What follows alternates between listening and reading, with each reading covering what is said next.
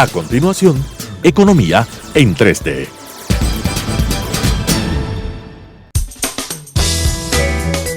Clasificación A. Apto para todo público.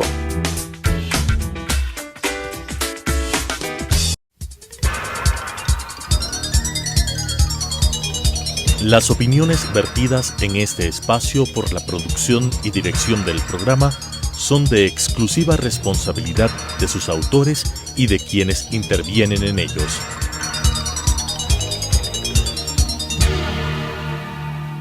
Telesucesos Canal 29 presenta Economía en 3D.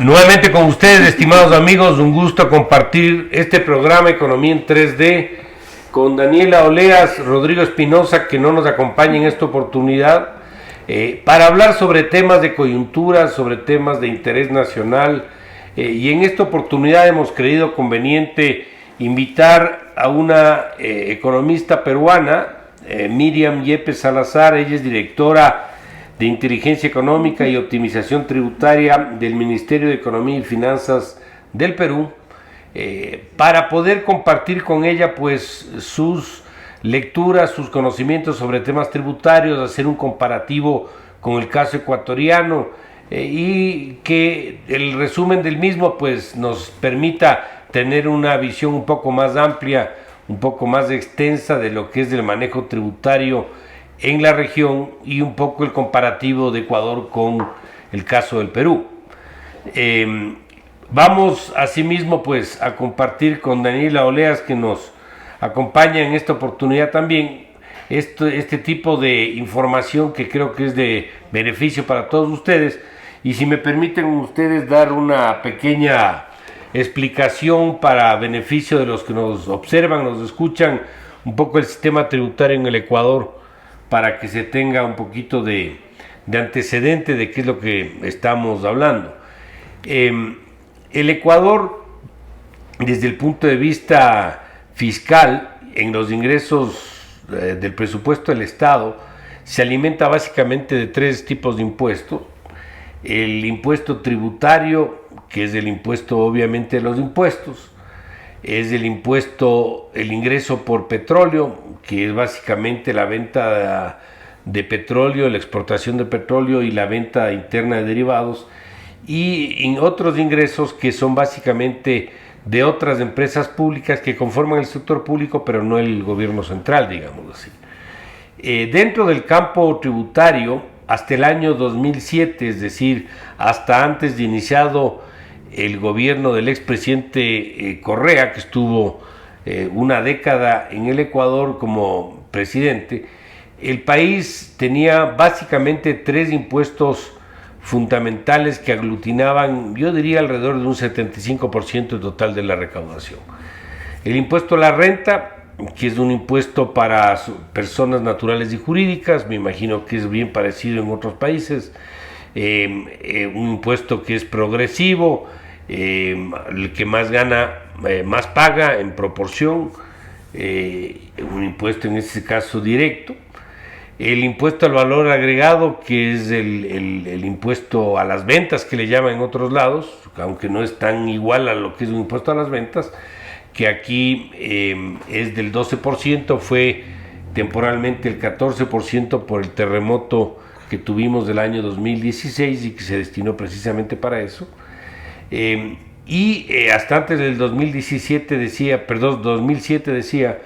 el ingreso arancelario, es decir, todo aquello que tiene que ver con el impuesto para la importación de bienes y servicios.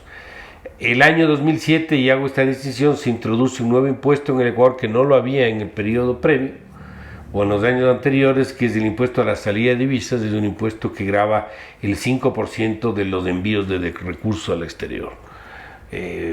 Tal vez no sea el momento de cuestionar por qué se lo hizo, yo al menos he expresado mi desacuerdo con esa decisión, pero hasta el año 2007 fueron esos tres anteriores que aglutinaban ese 75%, pero el impuesto a la salida de divisas llegó a reemplazar el impuesto arancelario en monto recaudado, y conjuntamente con el impuesto al valor agregado y el impuesto a la renta llegaron a acumular más o menos del 80% de la recaudación tributaria y son los principales impuestos que tenemos en el Ecuador.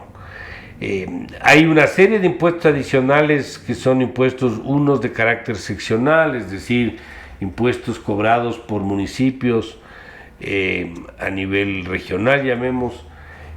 Tenemos impuestos ahí dentro de esa gama que tienen que ver con impuestos de la plusvalía y el impuesto también a la herencia, en proporciones menores a una propuesta que envió el gobierno. Había impuesto a la tierra y la lista es larga, pero la suma de todo eso en términos de concentración de recaudación no ha sido mayor para el país. ¿Cuánto representan los ingresos totales tributarios dentro del presupuesto del Estado?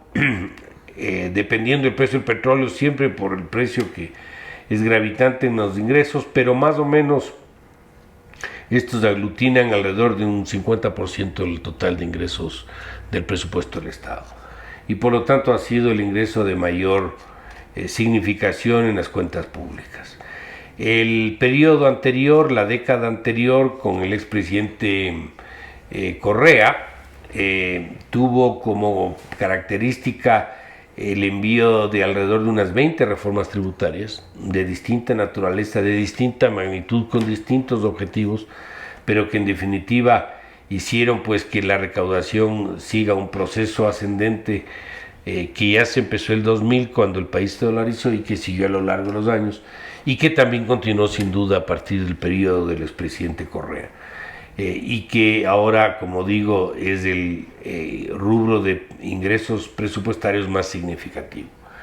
El tema tributario es administrado por una institución independiente del Ministerio, a pesar de que el ministro de Economía y Finanzas preside el directorio de esta institución, que es el Servicio de Rentas Internas que se llama aquí, una institución que ha venido, yo diría, fortaleciéndose a lo largo de los años. Han hecho un trabajo bastante, yo diría, eficiente en materia recaudatoria, a ratos un poco excesiva en algunos temas, inclusive para algunos asuntos políticos creo que se excedieron en la aplicación de las normas, pero esos son temas, yo diría, más particulares que generales. Pero es una institución que ha generado a lo largo de los años una ganancia de respetabilidad pública, es decir, los ecuatorianos le tenemos miedo al SRI que llamamos, y yo creo que eso no es tan malo, creo que puede ser bueno de alguna manera verlo, que no se convierta obviamente en una institución persecutoria, pero es bueno que tengamos toda la responsabilidad y el temor de que si no pagamos los impuestos la ley va a estar detrás de nosotros. El otro elemento que me parece importante comentar sobre esto es que como está el país, el Ecuador dolarizado ya 17 años, realmente el único instrumento de manejo de la estabilidad económica termina siendo la política fiscal. Y dentro de la política fiscal el principal es el manejo tributario. Por lo tanto, el manejo tributario en una economía dolarizada se ha convertido en un eje central de la estabilidad. Por eso es que la inestabilidad que hemos tenido también ha obedecido a un manejo inestable del tema tributario. No tanto porque no se ha recaudado más, sino por el cambio de normas que nos ha generado otras secuelas, como es, por ejemplo, el alejamiento de la inversión extranjera, entre otros problemas que se han presentado. Así que esto quería yo simplemente dar como explicación inicial para un poco dar piso para la explicación que quisiéramos escuchar del caso peruano. No sé tú, Daniela, si tienes algún comentario adicional sobre este tema. Tal vez mencionar que Miriam está aquí para tratar unos temas específicos sobre impuestos selectivos que tiene que ver con el tema del tabaco, pero ella también ha trabajado temas relacionados con impuestos a las bebidas azucaradas, y también sería un tema interesante para tratar específicamente porque hubo hace tiempo, con el establecimiento del semáforo en las etiquetas de los productos que se venden para el consumo, muchos cuestionamientos. Entonces sería interesante también conocer cómo lo manejan en el Perú y cuáles han sido los resultados. Sí, les pongo un poco antecedentes, les hago una introducción así como del gobierno, de cómo son los ingresos peruanos, un poco para ponerlos en el contexto.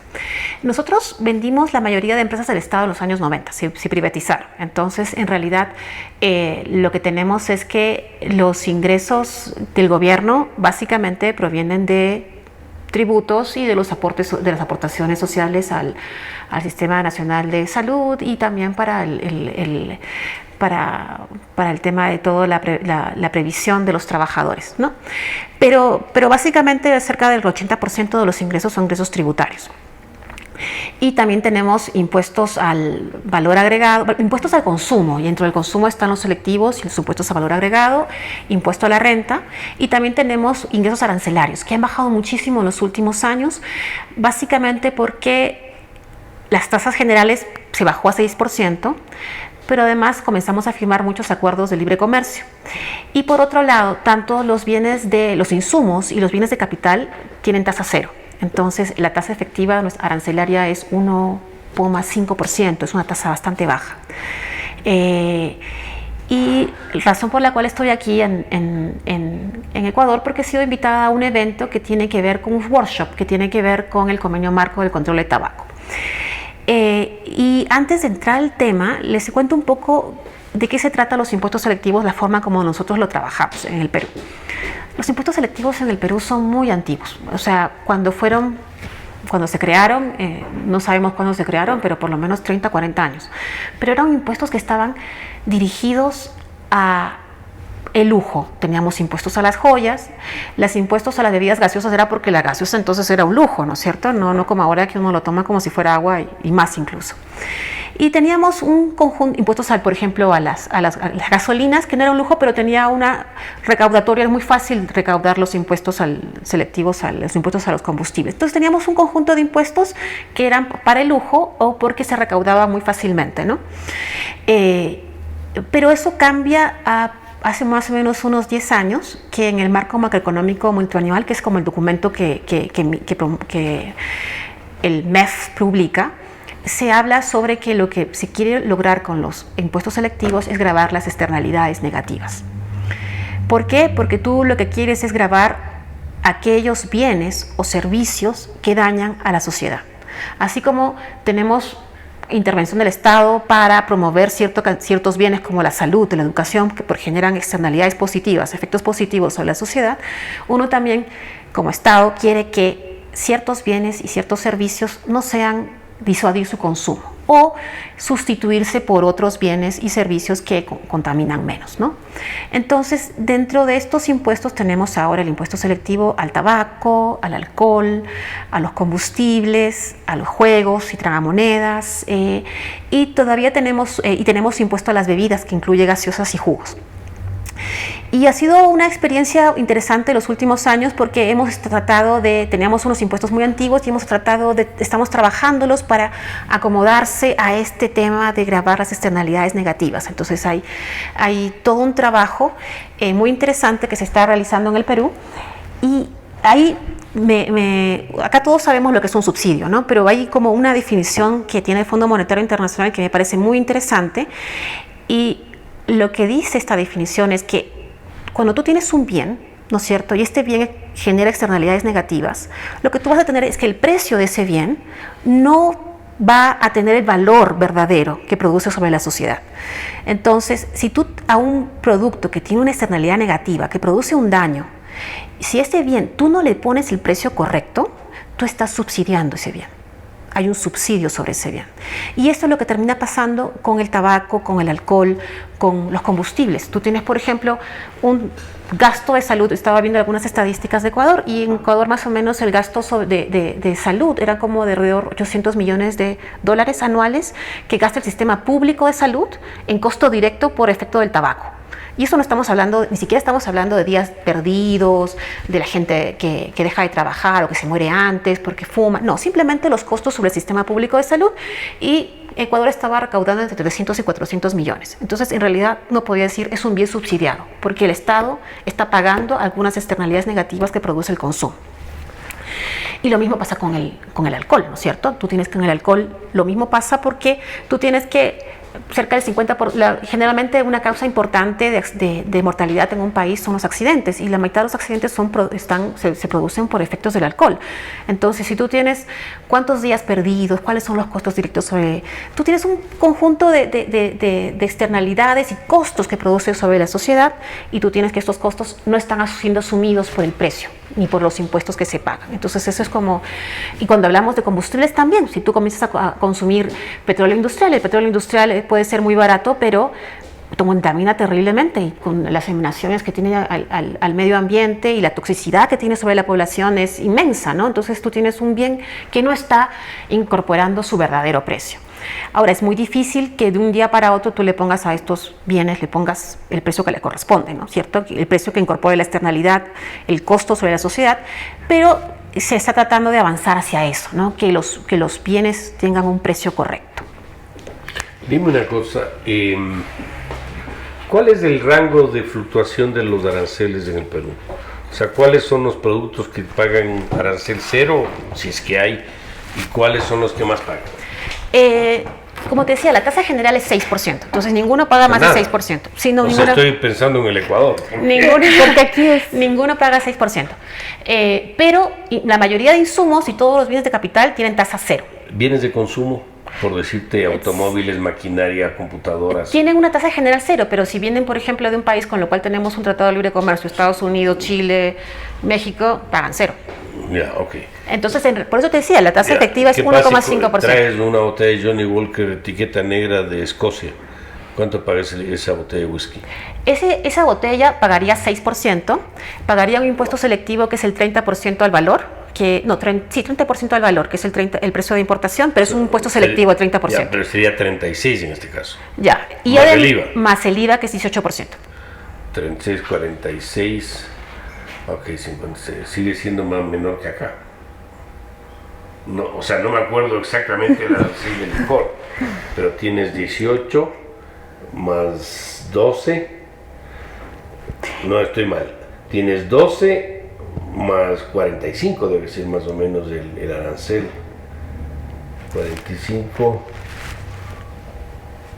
y el impuesto a los consumos especiales que también tenemos también, nosotros. sí, nosotros también. Estamos pagando probablemente 3 veces el precio del mercado internacional. Pero cuando Miriam me comentaba el tema de los precios de los automóviles de lujo, o sea, en realidad si uno ve lo que ella dice que está costando en el Perú son $30,000, los de alta gama. ¿Alta gama? Alta gama. Alta gama aquí vale $70,000. $70,000, $80,000. A mí me gustaría que en el Perú costaran más, ¿eh? Bueno, ya. Es que es directora de... Bueno, pero no. ¿Y sabes por qué tiene que ver? No, pero verás, mi pregunta iba a otro lado. Realmente mi pregunta iba a la preocupación que yo siempre he tenido. Es más, lo he sostenido públicamente y sigo pensando así.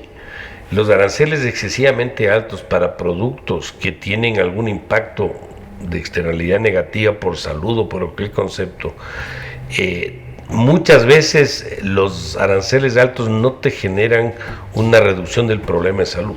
No. O sea, o un mejoramiento de la salud o un cambio de las costumbres de la gente. Es que el arancel no es la herramienta, pues. Ese es el tema, que el arancel no es la herramienta para combatir un problema de salud.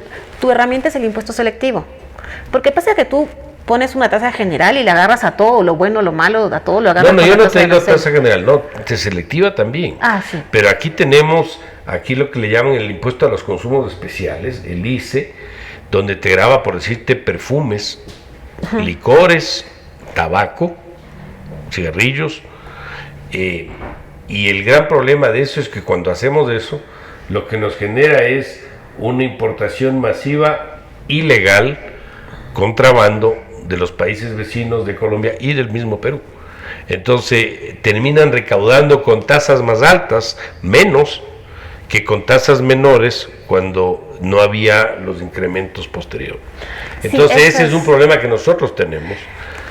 Y que a la saciedad ha dado muestras que primero no te ha reducido el consumo de alcohol, lo que te cambian es que el vendedor del alcohol, que antes era un ecuatoriano, ahora compran en el Perú o en Colombia. Ese es el primer problema. Y segundo, la gente no es que deja de tomar porque le suban los impuestos o deja de fumar porque le suben el impuesto al cigarrillo. Sí lo hace, ¿ah? Sí Pero lo en hace. el Perú sí han bajado. Bien, lo que pasa es que... Porno, Lo que pasa es que hay un tema que siempre lo que la industria reclama o los fabricantes o comercializadores reclaman es que si tú incrementas los impuestos, lo que vas a hacer es generar comercio ilícito. Y es posible que así sea. Pero una gran debilidad que tenemos los gobiernos, que hay en los gobiernos de América Latina, es que tenemos muy malas encuestas. Entonces, tú, por ejemplo, para determinar si es que existe comercio ilícito de tabaco, tú tendrías que tener una encuesta donde se les pregunta a la gente cuánto fuma. Y después ver cuántos son las ventas formales, y la diferencia es básicamente comercio ilícito. Pero si tú no tienes una buena encuesta para determinar el consumo, finalmente tú realmente no sabes si efectivamente estás generando comercio ilícito o no. Por ejemplo, el año pasado nosotros incrementamos el impuesto selectivo en 150%. Entonces, una cajetilla de cigarrillos que valía... ¿Cuánto valió una cajetilla de cigarrillos?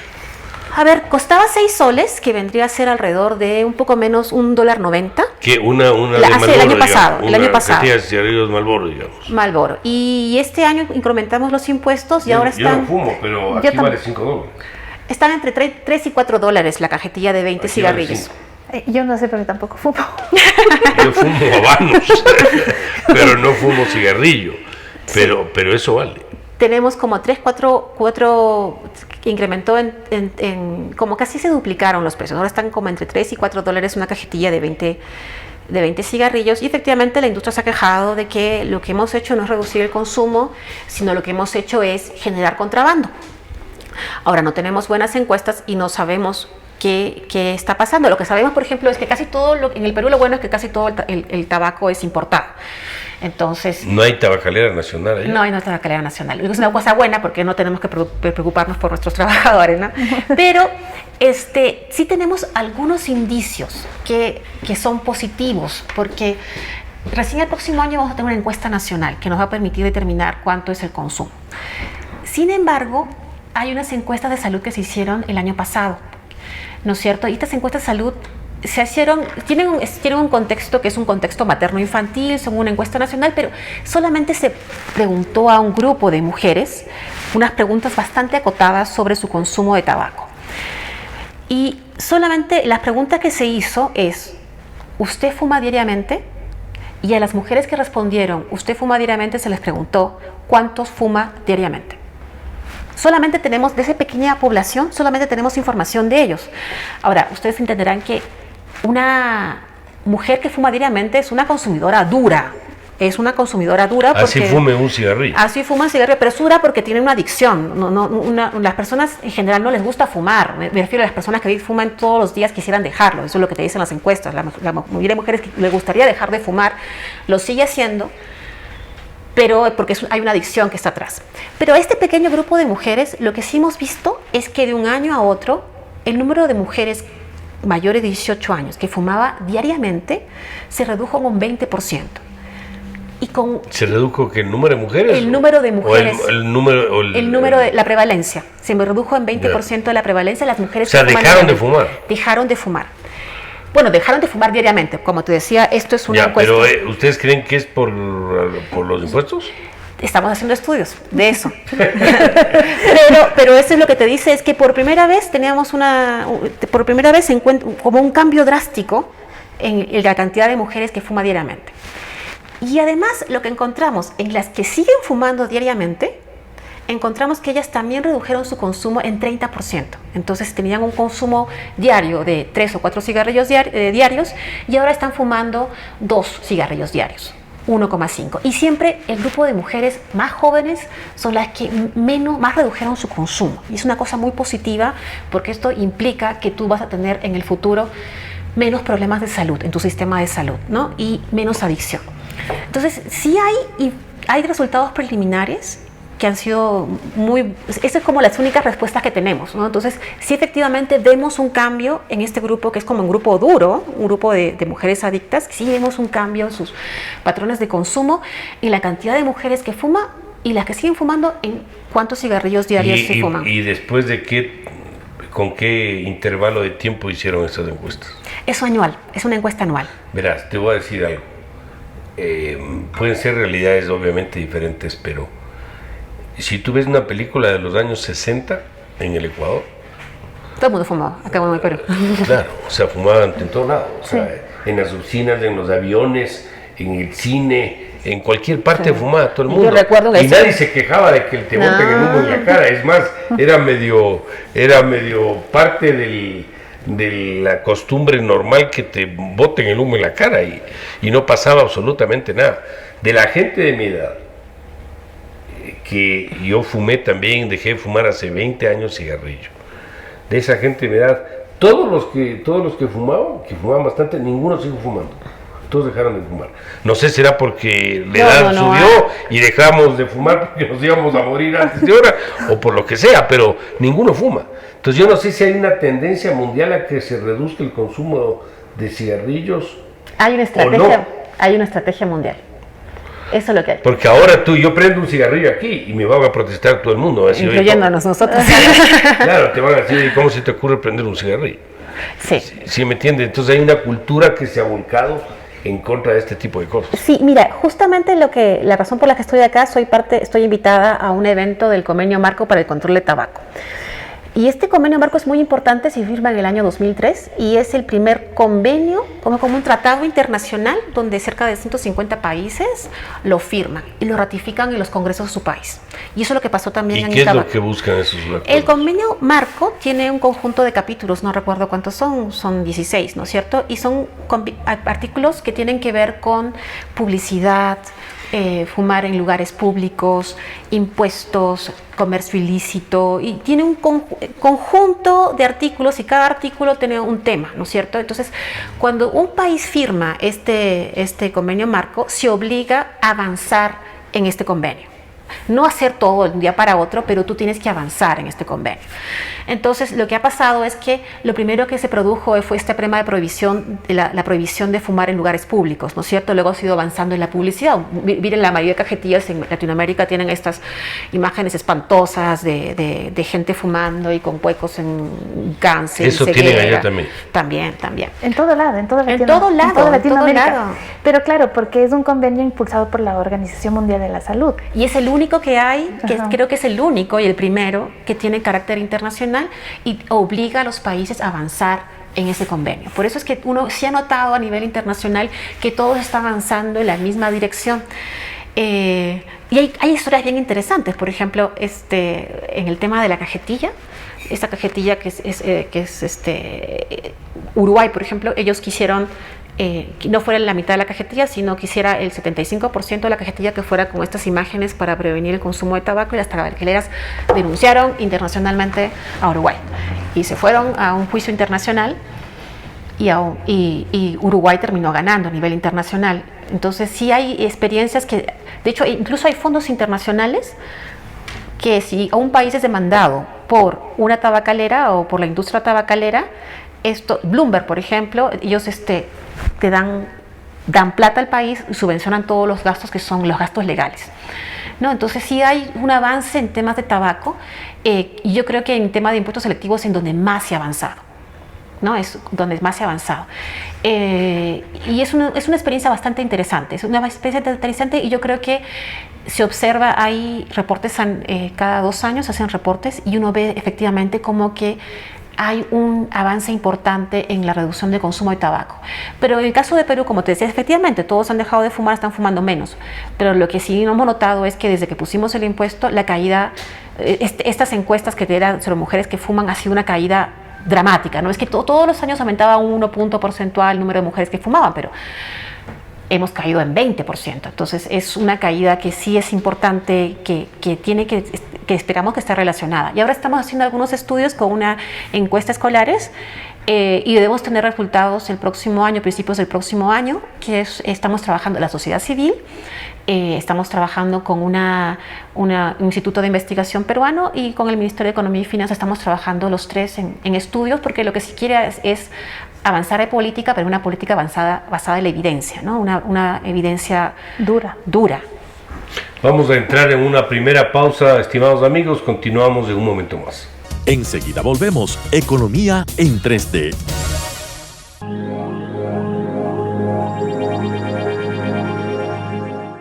por favor, acompaña a Leticia todo el tiempo. Ella es nueva y este es su primer día. Mami, no la puedes mami, descuidar. mami, es todo otra estará cosa, bien, de otra veras. cultura.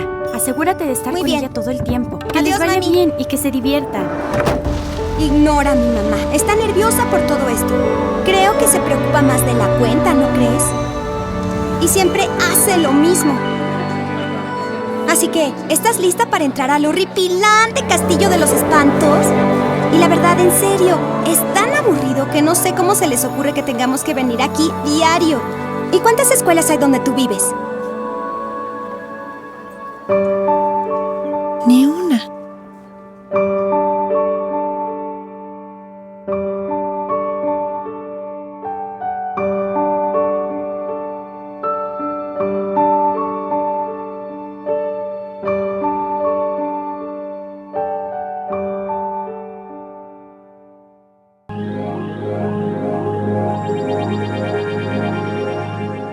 Continuamos Economía en 3D.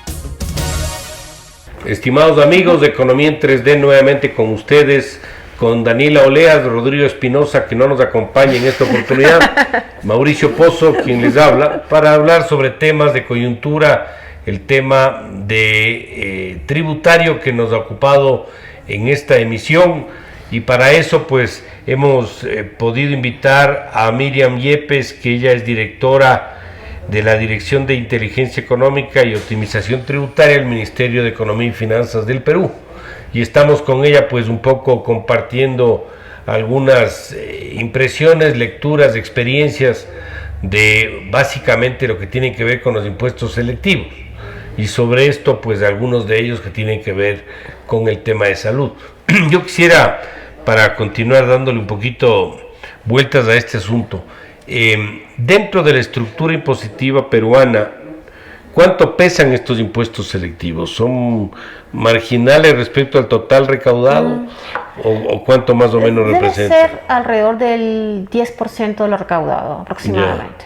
Yeah. Okay. El impuesto más importante que tenemos es el impuesto al valor agregado, digamos IGB, y ese pesa como un 45-50%. ¿La tasa cuál es? ¿18? 18%. 18.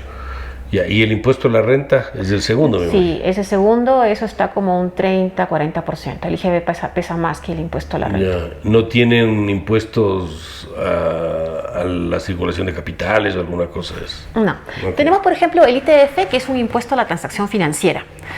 Pero es muy chiquitito, porque además porque el propósito del ITF no es generar ingresos, porque de hecho el ITF tú después lo descuentas de tu impuesto a la renta. Entonces, si tú pagaste durante el año $100 de ITF, después cuando con el impuesto a la renta, declaras tu impuesto a la renta, lo deduces. Entonces, en realidad es parte del impuesto a la renta. Pero el ITF es muy importante porque permite hacer un seguimiento de las transacciones financieras, ¿no? Entonces, si tú encuentras que una persona movió, no sé, $100,000 y te declara 1,000, obviamente que hay un problema ahí, ¿no es cierto? Entonces, en ese caso, tú llamas a la persona y le preguntas, ¿qué está pasando con tu? ¿Por qué me declaras 1,000 y yo veo que tienes 100,000 en movimiento? ¿No? Tiene que haber hay una diferencia importante ahí. Ya. El tema de los impuestos selectivos cubre también impuestos que tienen que ver con la protección al medio ambiente. Sí. Actualmente tenemos un impuesto a los combustibles y lo que nos dice, nos manda la ley, es que nosotros tenemos que incorporar el índice de nocividad que publica el Ministerio de Medio Ambiente. Lo tenemos que incorporar dentro del impuesto. Entonces, lo que hemos tratado de trabajar, de avanzar en los últimos, desde hace unos 10 años, es que el impuesto selectivo sea inversamente proporcional a la contaminación. Entonces, más que a la contaminación, a la nocividad que producen estos combustibles. Porque lo que teníamos hace 10 años es que la gasolina 98, que tiene una nocividad menor que el petróleo industrial, pagaba mucho más impuestos, ¿no es cierto?, que el petróleo industrial. El día de hoy también pasa lo mismo, no hemos podido modificarlo. El diésel que contamina más que las gasolinas, tiene un impuesto selectivo menor. Pero hemos ido avanzando en un ordenamiento. Entonces, las proporciones que antes teníamos entre lo que más nocividad genera y lo que menos nocividad genera, digamos que digamos que hemos tratado de ordenar y hemos logrado un cierto ordenamiento y vamos avanzando sobre eso, pero tocar los combustibles es como muy sensible porque los combustibles están en la industria, están en muchos sectores, entonces no puedes de un día para otro simplemente ponerle el precio correcto porque te descalabras la economía. Hemos tenido algunos aspectos favorables, es que por ejemplo tenemos nosotros mucho gas natural y el gas natural está grabado con tasa cero, porque lo que se quiere es que tasa cero en selectivo, ¿no? Lo que se quiere es que la gente comience a usar más gas natural y utilicen menos carbón y utilicen menos petróleo industrial y otros combustibles que son mucho más contaminantes. Entonces, digamos que vamos avanzando, no con la rapidez que nos hubiera gustado, pero vamos avanzando. Y este año, además, la ley nos manda a grabar y considerar la nocividad, pero la nocividad tiene que ver con la toxicidad y tiene que ver con el efecto de salud directo. Pero este año además estamos trabajando para incorporar un factor adicional que no nos lo manda la ley, pero que lo podemos incorporar, y es el tema de la contaminación ambiental, las emisiones de dióxido de carbono. Entonces estamos trabajando en un impuesto que tenga una parte que sea considerada nocividad y otra parte que considere los índices de emisiones al medio ambiente. Entonces estamos trabajando en eso. Es lento acomodar todos los impuestos, los combustibles es lento. Ahora tenemos una demanda, por ejemplo, en este caso de los cementeros, porque ellos se está grabando el carbón, antes no se les grababa, ¿no es cierto? Pero digamos, si contaminan, si producen nocividad sobre la salud, bueno, tienen que pagar, ¿no? Ya. ¿Y ustedes tienen autorización para importar vehículos usados? No. Sí tenemos, pero pagan una tasa de 30%. Pagan una tasa. Sí, tienen un arancel de 20-30%. Tiene ese objetivo, me imagino, también. Sí, la tasa arancelaria de los vehículos usados es de 30%. Sí, ahí sí se les puso una tasa alta. Ya. Sí, porque aquí sí hemos tenido algunos... Perdón, no es arancel, es impuesto selectivo al consumo. Tenemos una tasa de 30%. Difícil que la gente te distinga entre arancel y impuesto al consumo. Lo que saben es que cuesta más o no cuesta más. Sí. Ya. ¿Tú tienes algunas inquietudes sobre esto? Una cosa que quería saber era, porque Miriam me estaba conversando, que hay este convenio marco que favorece ciertas actitudes de los sistemas tributarios y que el Perú está trabajando en esto. ¿Podrías explicar un poco? Lo que le estaba contando es el BEPS. El BEPS es como la revolución industrial tributaria que hay en el mundo en este momento. Y el BEPS es un proyecto de la OECD y el BEPS lo que busca es evitar la erosión de las bases imponibles que producen las transnacionales.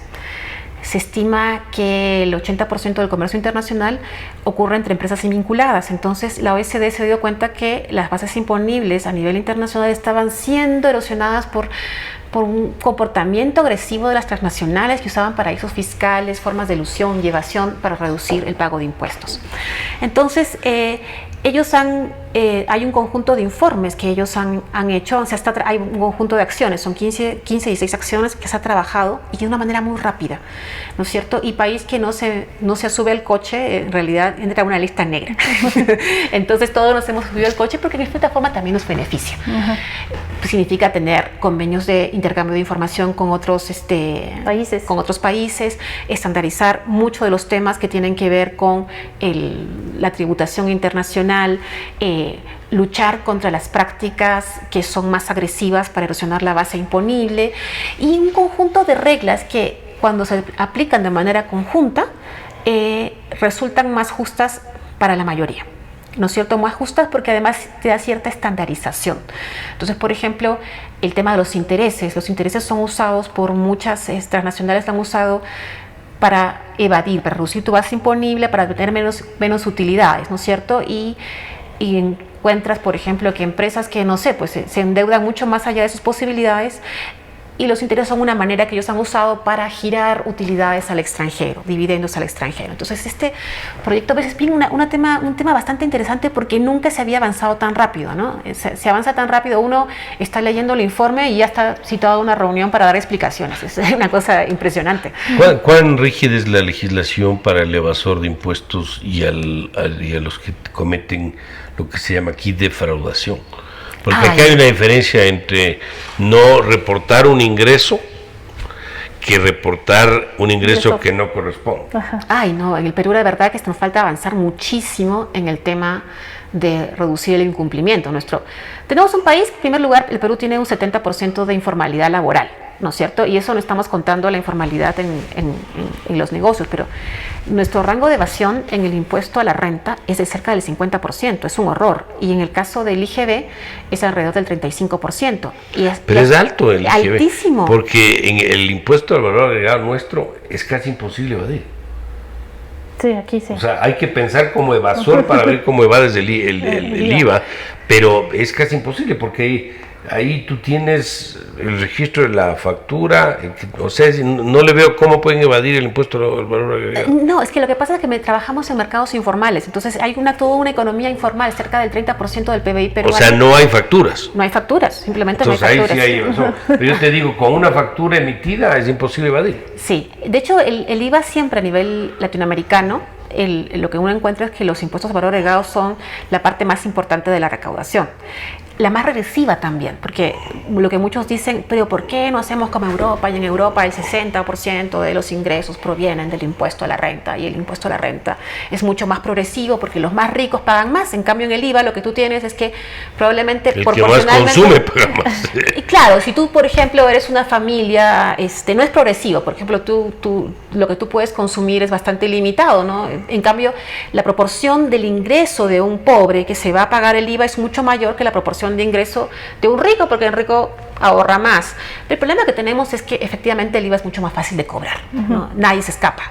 Entonces tú necesitas sistemas de control que son mucho más sencillos, y como son sistemas de control mucho más sencillos es mucho más fácil de aplicar, y es lo que tenemos, ¿no? Es como por eso es que tan intensivos somos en impuestos al consumo en América Latina, bueno, y en los países en desarrollo en general, ¿no? Porque además las empresas grandes, los productores de alimentos y qué sé yo, las grandes transacciones comerciales se hacen a nivel de empresas grandes. Entonces tú supervisas a las grandes empresas y recaudas ahí el 80-90% de tu IVA. Entonces por lo tanto es mucho más fácil la fiscalización y el control al IVA que, por ejemplo, al impuesto a la renta, porque el impuesto a la renta tienes, sobre todo si es el empresarial, 1001 formas de reducir tus ingresos, ¿no? De reducir tu base imponible, las utilidades que le pagaste aquí, que le pagaste regalías, te creaste un impuesto y puedes crear, hay una diferencia de tasa de cambio, es mucho más complejo la fiscalización. Vamos a ir a una segunda pausa y continuamos con la tercera parte y última del programa. Enseguida volvemos. Economía en 3D.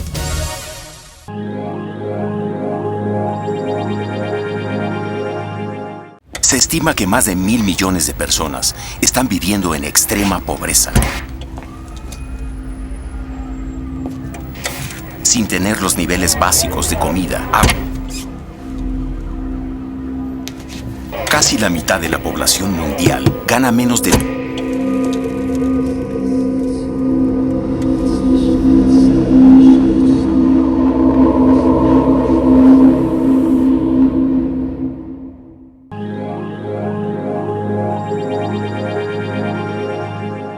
Continuamos. Economía en 3D. Economía en 3D, nuevamente con ustedes, estimados amigos, compartiendo temas de interés nacional. Estamos conversando sobre el asunto tributario. Daniela Oleas, quien nos acompaña, Rodrigo Espinosa en esta oportunidad no está, y esta vez hemos invitado a Miriam Yepes, que es directora del tema de inteligencia económica y optimización tributaria del Ministerio de Economía y Finanzas del Perú. Estamos un poco intercambiando experiencias de ellos y nosotros. Quisiera seguir avanzando en esta parte última del programa con algunos temas que me parecen importante conversar. Ustedes tienen, me imagino, un sistema tributario enmarcado en alguna norma legal X. ¿Cuán estable es esa norma legal? ¿Ha sido bastante intocada a lo largo de los años o ha sido sujeta a múltiples cambios en los últimos años? Muy manoseada, ¿Sí? diría yo. Pero en realidad tenemos una ventaja, y es que en los años 90 hubo una simplificación importante de los impuestos. Entonces tenemos pocos impuestos. Bueno, no tan pocos, pero antes teníamos cientos de impuestos, nadie entendía nada, ¿no? Ahora tenemos pocos impuestos, y esos impuestos se modifican las tasas, pero es muy difícil crear un nuevo impuesto. De hecho, no hemos creado nuevos impuestos creo que en muchos años, en décadas, no se ha creado nuevos impuestos. Sin embargo, estos impuestos se rigen por el texto único del impuesto a la renta, texto único del IGB. Son como los documentos, las leyes principales que se pueden modificar, y solamente se pueden modificar por ley que promulga el Congreso. Lo que sí hemos tenido ha sido muchos cambios en nuestras tasas de impuesto a la renta. Del IGB ha estado en 18, 19, 18, pero no ha habido un cambio tan dramático, pero en impuesto a la renta sí hemos tenido bastantes cambios. ¿Cuál es la tasa más alta de impuesto a la renta? En personas naturales, la tasa más alta es 30%. Ok. Y la más baja es 8%. Ya. ¿Y en personas jurídicas? En personas jurídicas tenemos una tasa única, de régimen general tenemos una tasa única que es de 29,5%. Sin embargo, hay unos regímenes simplificados que son para pequeñas empresas, y ellas sí tienen está el MIPE tributario, que es un régimen que se aprobó el año pasado y que ha comenzado a funcionar desde este año, donde tiene para las empresas de menor tamaño, es progresivo, comienza con una tasa de 15%, termina con una tasa de 30%, pero es progresivo, parecido a lo que pasa con los impuestos de la renta personal. Ya, y para empresas extranjeras, para formas de atracción de inversión extranjera, ¿tienen alguna tasa preferencial o tal vez alguna exoneración tributaria por algún tiempo? Tenemos algunos beneficios tributarios para las grandes inversiones. Primero, podemos hablar de solo los convenios de estabilidad. Los convenios de estabilidad lo que hacen es que cuando una empresa extranjera, sobre todo las mineras, quiere invertir en el Perú, firma un convenio de estabilidad que le asegura que el marco tributario por el cual se va a regir durante cierto periodo de tiempo, creo que son 15, 20 años, no va a cambiar, ¿no? Y no solamente no va a cambiar, sino que se va a aplicar las mismas tasas. Y de hecho, pero ellos tienen que pagar un adicional, o sea, esta estabilidad les cuesta 2 puntos porcentuales más del PBI, pero digamos que se les congela el marco tributario en el cual están trabajando. Y luego también hay otros beneficios que son, por ejemplo, depreciación acelerada. La depreciación acelerada, por ejemplo, significa que se les va a permitir depreciar en 5 años su inversión. Entonces, por ejemplo, no es en realidad un beneficio tributario en el sentido de que tú pierdas recaudación, sino que es, digamos, que tú le permites depreciar antes y por lo tanto durante cierta cantidad de años tienes un menos impuesto a la renta. Y otro beneficio que tienen es la devolución anticipada del IGB, porque durante el periodo que esta empresa está operando, tiene paga un IGB por su compra de bienes de capital, insumos, etcétera. Entonces, durante su etapa de inversión, lo que se le permite, y ese IGB supuestamente en una inversión normal, lo que pasa es que cuando la empresa comienza a producir y comienza a vender, se le permite deducir el IGB de sus compras. Igual es aquí. Aquí es igual, sí. Entonces, lo que se hace ahora es que tienen una devolución anticipada del IGB y se les permite que durante su etapa preoperativa que se les devuelva el IGB. ¿Y lo devuelven rápidamente? Desgraciadamente, sí. Es que aquí no pasa eso. Es que aquí no se devuelve. O sea, se supone que hay que devolver, pero se demora muchísimo. Sí. No, pero esta devolución del IGB tiene que ser si es que tú tienes un convenio de inversión, porque lo que pasa es que tú firmas un convenio de inversión con el Estado y ahí dice qué es lo que tú tienes, lo que vas a comprar, lo que vas a invertir, y hay como más o menos cuánto es lo que se te va a devolver. SUNAT tiene unos plazos de devolución y tiene que cumplirlos estrictamente, esos plazos de devolución. Lo que pasa es que en los últimos años hemos tenido una combinación terrible porque bajaron los precios, las mineras por ejemplo, bajaron los precios minerales, comenzaron a pagar menos impuesto a la renta, comenzaron a hacer proyectos de inversión, entonces teníamos que devolverles el IGB y además que le devolvías el IGB tenías la otra parte que además se nos juntó varias cosas, depreciación acelerada más y devolución del IGB, bajos impuestos, y nuestra recaudación cayó bastante en el sector minero, muchísimo. Ya. quedé pensando.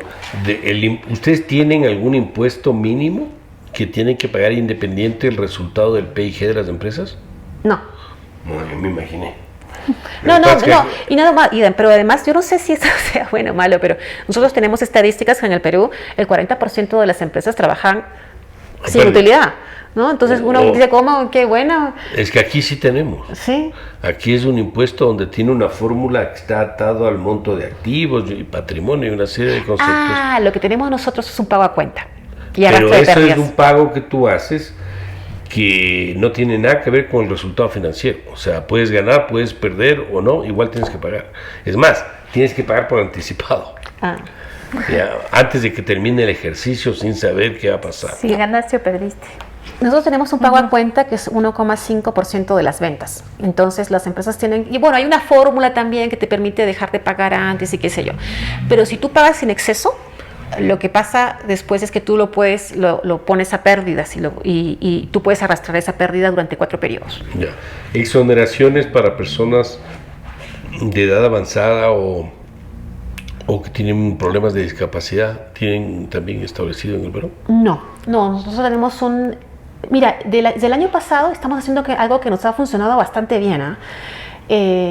Hemos creado algunas, antes teníamos 7 UITs, que es como nuestra unidad impositiva tributaria, que son alrededor de, una UIT son más o menos como $1,200. Entonces teníamos 7 UITs que tú podías deducir de tu impuesto a la renta. Y ahora permitimos 3 UITs más, pero estas 3 UITs, porque supuestamente las 7 UITs que tú te permiten deducir son 7 UITs fijas, tengas hijos, seas adulto mayor, lo que sea. 7 UITs te permiten deducir porque supuestamente todo está ahí metido ahí. Pero le hemos permitido deducir 3 UITs más. Siempre y cuando tú tengas factura electrónica, tú lo puedes deducir contra el consumo de ciertos bienes. Entonces, este consumo, lo que se ha querido hacer es generar que la gente comience a demandar facturas, comienza a demandar en sectores donde la gente no pide factura, que son como semi-informales. Alquileres. Primera categoría, que es alquiler. Entonces la gente... Bueno, aquí, por ejemplo, los trabajos con artesanos no hay facturas. No hay facturas, pero... Ahí hay compraventa. Los médicos, por ejemplo. Pero bueno, esa reforma aquí se hizo mucho antes, ¿no? Porque eso de pedir factura a los médicos ya tiene algunos años. Sí, eso ya tiene. Sí, eso porque el tema de los médicos era terrible. Es terrible. Sí. Entonces lo hemos metido factura a los médicos, hemos metido el alquiler y hemos tenido muy buenos resultados porque digamos que... Y valores mínimos, me imagino. Sobre cierto valor necesitas factura. Bajo cierto valor no requieres factura. No requieres factura, pero... Aquí a lo mejor si es $1. Acá también, en Perú es también como $1 más o menos, $1.20 más o menos, lo que tú no... Pero sí, como un país con tanta informalidad como el Perú, digamos que hemos tenido buenos resultados y estamos pensando en hacer como una fase 2, estuvimos como en el piloto, como está funcionando bien, incorporar otros bienes o quizás incluso estamos pensando ha habido como varias discusiones en el ministerio de lo que se quiere hacer, pero lo que se quiere hacer es que más que castigar al que no pide factura, qué sé yo, es crear incentivos para que la gente pida facturas. Es como que las personas se vuelvan entes recaudadores, ¿no? Entonces, ¿cómo haces que la gente se vuelva recaudadora? Exigiendo factura, que ellos tengan incentivos a exigir factura. Ya. Te voy a hacer una pregunta más personal, tienes libertad de no responder si no te parece. ¿Cuántos años tienes trabajando en el ministerio? 4 años. 4 años. ¿Cómo le ves a la situación del Perú en este momento, la situación económica en general del Perú? Tenemos muy buenas proyecciones para el próximo año. De hecho, tenemos una proyección de crecimiento de 4,5 PBI. Estamos entre los países de América Latina, no me acuerdo si el que más va a crecer o entre los 2 o 3 que van a crecer el próximo año, porque tenemos un entorno favorable que los precios de materias primas están creciendo. Entonces sí, yo creo que es un entorno bastante favorable. Sin embargo, yo creo que también va a depender mucho de lo que pase el próximo año con la coyuntura política que nos ha tocado vivir ahora, ¿no? Tenemos un ejecutivo que tiene una minoría en el Congreso, un Congreso que es opositor. Hay varios problemas políticos en el Perú, pero si es que todo sigue igual, tenemos muy buenas perspectivas para el próximo año. Ya. ¿Y las finanzas públicas están en orden? ¿Tienen problema de déficit fiscal o sí, no es mayor? Sí. Tenemos problemas de déficit fiscal. Nosotros tuvimos muchos años creciendo con superávit. Y cuando caen los precios de los minerales, tuvimos déficit. Y ahora nuestro déficit, teníamos una regla de 2% de déficit del PBI y tuvimos que hacer una regla mucho más flexible. Ahora tenemos una regla de 3% del PBI, 3,5% del PBI, pero lo que se está trabajando es que el próximo año nuestro déficit debería ser de menor, de 3%, regresar a esta regla de 2% del PBI. Bueno, cuando entraron los países a la Unión Europea pusieron una base de 3% de déficit como máximo, digamos. Bueno, en el Ecuador estamos con entre 7 y 8% de déficit, así que la realidad es otra aquí. Sí. ¿Y el endeudamiento público cómo va? Nos hemos endeudado. Lo bueno es que a pesar de los problemas económicos que hemos tenido con nuestro ranking crediticio no ha reducido, porque lo que pasa es que durante el tiempo que tuvimos superávit estuvimos pagando deuda. Entonces, y hemos sido muy... O sea, la relación deuda-PIB cayó. Sí, cayó, pero además hemos sido muy cuidadosos en pagar nuestros compromisos internacionales. Hemos sido como muy aplicados a pagar nuestras deudas. Entonces, nuestro ranking ha mejorado bastante, créditos ha mejorado bastante. Entonces, ahora que estamos endeudándonos, bueno, tenemos más margen de endeudamiento porque no somos un país muy endeudado y estamos consiguiendo unas tasas de interés bastante beneficiosas, ¿no? Entonces, las emisiones que ha habido de deuda han sido bastante beneficiosas. La relación deuda, no deuda, sino gasto público total PIB de ustedes debe ser alrededor de un 25%. Por ahí, no, desconozco los números exactos. Pero está por ahí. Yo me acuerdo que revisé no hace mucho de Colombia y Perú. Estaban 25, 23, 26. Nosotros estamos en 40. Entonces, obviamente, también ahí tenemos buena diferencia. Y el comercio exterior entiendo que se mueve más o menos bien en el caso de ustedes. Además tienen convenios, ¿no?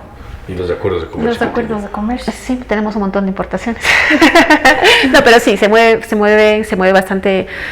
De hecho, nosotros, por ejemplo, curiosamente, cuando las importaciones aumentan demasiado, cuando se reducen las importaciones nos preocupa, porque la mayoría de importaciones que tenemos, entre el 60 y el 80% de las importaciones que tenemos son bienes de capital e insumos. Entonces, cuando caen las importaciones, sabemos que lo siguiente que sigue es la caída en la producción. A mí también me preocupan. Aquí el gobierno, en cambio, se alegra cuando bajan las importaciones. Entonces, no es que, porque claro, no caen las importaciones de bienes de consumo, pero lo otro es lo que cae, es como un termómetro, ¿no? Es un termómetro de lo que se viene. Entonces ahí, cuando se caen las importaciones nos preocupamos, porque sabemos que después va a pasar algo con el PBI y todo lo demás, ¿no? Bueno, estimados amigos, se nos agotó el tiempo. Queremos realmente agradecer su atención, la confianza en escuchar las opiniones vertidas en este programa Economía en 3D. Con Daniela Olea, Rodrigo Espinosa, que esta oportunidad no estuvo con nosotros, y quienes habla Mauricio Pozo. Queremos agradecer a Miriam Yepes, directora de Inteligencia Económica y Optimización Tributaria del Ministerio de Economía y Finanzas del Perú, con quien hemos compartido algunos criterios, algunos lineamientos, políticas del tema tributario, básicamente del hermano país del Perú en comparación con el Ecuador. Agradecemos nuevamente su atención y estaremos en una próxima emisión conversando sobre temas de interés nacional.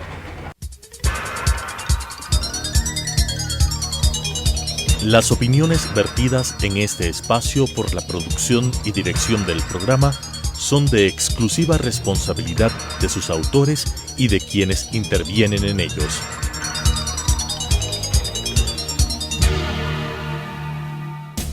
Telesucesos Canal 29 presentó Economía en 3D.